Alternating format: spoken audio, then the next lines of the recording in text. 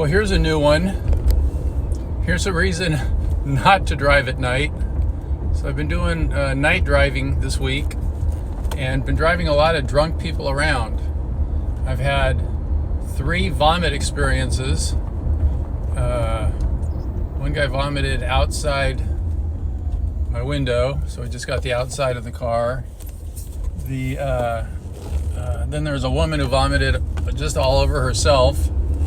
No damage to my car. And then the other one I pulled over and she vomited in the bushes. But when you drive a lot of drunk people around, your car can smell like alcohol because these people just freaking reek. And this is what I woke up to this morning. Your driver account is temporarily on hold. Alleged driving under the influence. Now, I have not had a drop of alcohol since I came back from Bangkok. I'm not a drinker. And I just found it humorous that someone was in my car and thought in any way that I could be under the influence simply because of the smell.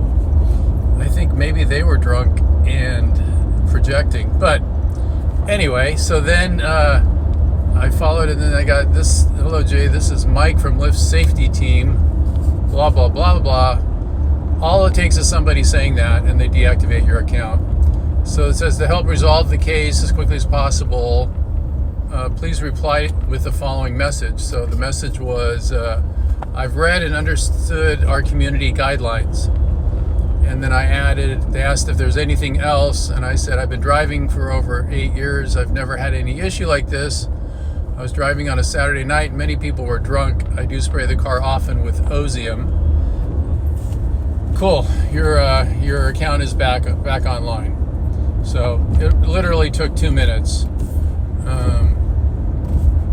because it's basically someone's word against your word, and I just leaned on my reputation and my experience with Lyft.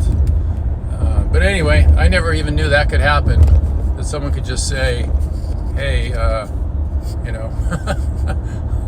my driver was drinking under the influence of alcohol, and if they had done that in the middle of the night, I guess they would have just shut my account and I wouldn't have been able to use Lyft.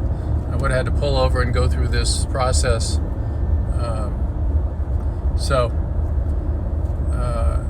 I guess the lesson for me to learn from this is I should spray my car after every drunk passenger, and really air it out to avoid that kind of confusion.